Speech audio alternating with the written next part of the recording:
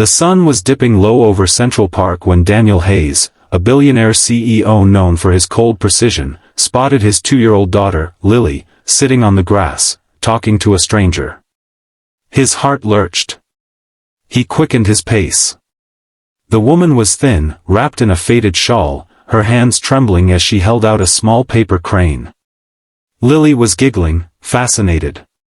"Sweetheart, don't bother her," Daniel said gently, stepping closer. The woman looked up. Her eyes, soft, tired, familiar, met his. And that's when she whispered, "I used to be your wife's nurse." Daniel froze. His late wife, Emily, had passed away 2 years ago during childbirth. The nurse had vanished after the hospital closed down. How do you know Emily?" he stammered. Tears filled the woman's eyes. "She saved me once, when I had nothing. I promised I'd find a way to repay her kindness." Daniel's world spun. His wife, the woman who'd spent her last days helping others, had somehow touched this stranger's life too. The paper crane in Lily's hands glowed softly under the evening sun. "Emily said cranes mean hope," the woman murmured. "I thought your little girl should have won." For the first time in years, Daniel felt something shift deep within, an ache that wasn't pain, but gratitude. He smiled faintly. "Maybe it's time I start seeing the world the way my wife did." Daniel sat on the park bench, watching Lily play with the paper crane. The woman, who introduced herself as Clara, sat a few feet away, her hands clasped tightly in her lap. "You said you were Emily's nurse," Daniel began quietly. "What happened to you after she passed?" Clara took a shaky breath. "After the hospital closed, I lost my job. My mother got sick, and I used everything I had for her treatment. When she passed, I ended up on the streets." Daniel's chest tightened. He had spent millions on business expansions, never once imagining someone connected to his wife had been struggling like this. She talked about you often," Clara continued. "Said you were her strength.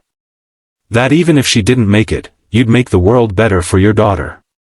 Daniel looked away, blinking hard. "I haven't exactly lived up to that promise," he muttered. Clara smiled softly. "You're here, aren't you? That's a start." Lily ran up and handed the paper crane to her father. "Daddy, Miss Clara made this for me. She said it's a wish bird." Daniel knelt, looking at the tiny crane, its folds neat despite Clara's trembling hands. "What did you wish for, sweetheart?" Lily whispered, "For Mommy to be proud of us." The word struck him like lightning. He looked back at Clara, tears welling. "Come with us," he said quietly. "Let me help you, no, let me thank you, for being there when Emily needed you." Clara hesitated. "You don't owe me anything." Daniel shook his head. "Maybe not. But Emily would want this." As the three of them walked out of the park, the setting sun wrapped them in gold, like a quiet promise that healing had finally begun. Later that evening, Daniel invited Clara to his home. The warmth of the fireplace filled the quiet living room as Lily played nearby with her toys. Clara sat on the edge of the sofa, her hands folded tightly in her lap. "It feels strange being here again," she said softly. "I used to bring Emily her tea every morning. She loved sitting by that window." Daniel nodded, following her gaze toward the big bay window where Emily once spent her last months, writing letters and watching the world beyond. "She was always writing," Clara continued. "Did you ever find her notebook?" Daniel frowned. "No. I didn't know there was one." Clara reached into her old, worn bag and carefully pulled out a small, leather-bound journal. "She gave it to me before she passed," she said, her voice trembling. "She told me to give it to you when I met you again, when you were ready." For a moment, Daniel couldn't move. His fingers brushed over the cover, and his throat tightened. "Why didn't you come sooner?" Clara's eyes filled with tears. "Because I wasn't ready either. I felt like I failed her. He opened the journal, and Emily's handwriting stared back at him. On the first page, a message. If you're reading this, it means you finally looked up from your grief. Remember, love isn't measured by wealth, but by what we give to others. Daniel's eyes blurred. Each word felt like she was speaking to him from beyond. He looked up at Clara. You didn't fail her. You kept her memory alive when I couldn't. Clara smiled faintly.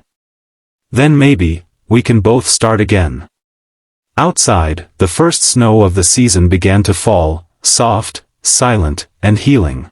The next morning, Daniel stood in his office, towering glass walls overlooking the city he once ruled with unshakable focus. Yet for the first time, the view felt empty. He placed Emily's journal on his desk, open to a page she had titled Second Chances. Beneath it, her words read, "Find the ones the world overlooks. Help them stand again, and you'll feel me there." Daniel closed his eyes, her voice echoing in his heart. That day, he made a decision. He called Clara into his office. She wore simple clothes, her nervousness barely hidden. "Clara," he said gently, "I'm starting a foundation, Emily's Hope. It'll provide shelter, medical help, and jobs for nurses who've lost their way."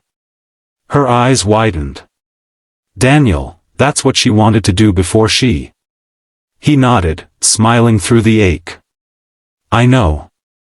And I want you to help me lead it." Clara froze. "Me? But I'm..." Exactly who she would have chosen, he interrupted. "You understand struggle. Compassion. That's what Emily stood for." Tears filled her eyes as she whispered, "I don't know what to say." "Say yes," he replied softly. She smiled through her tears. "Yes." That evening, as Lily played with her paper crane by the office window, Daniel felt something new, peace. Not because of success or wealth, but because he finally understood what Emily meant. Kindness wasn't charity. It was connection. He looked at Clara and said, "This isn't just her legacy, it's ours now." And as the city lights glimmered below, Daniel realized that love, once lost, could be reborn, not through memories, but through the lives it touched. 6 months later, the grand opening of Emily's Hope Foundation filled the city's heart with warmth.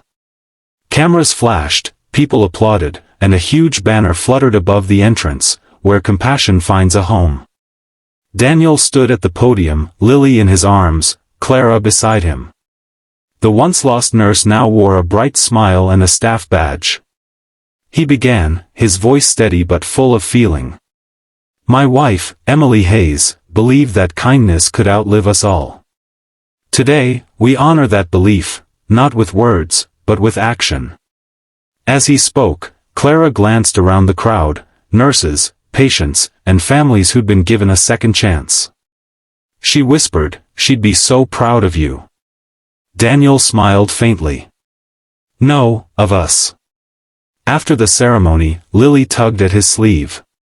"Daddy, can we give Miss Clara my wish bird now?" He knelt down, smiling. "Are you sure?" Lily nodded. "Mommy said wishes come true when you share them." Clara bent down, accepting the tiny paper crane with trembling hands. "Thank you, sweetheart." Daniel's gaze lingered on the crane, the same one that started it all. He realized it wasn't just a symbol of hope, but of healing, of lives intertwined by love's quiet power. As the sun dipped behind the skyline, golden light spilled across the courtyard. The crowd began to cheer as the foundation doors opened for the first time. Daniel whispered to the wind, "We did it, Emily." A breeze brushed his cheek, gentle, almost like her touch, and he knew she was there, in spirit, smiling. And for the first time in years, Daniel didn't feel broken. He felt whole. Because sometimes, the greatest love story isn't about holding on. It's about letting love keep working, long after goodbye.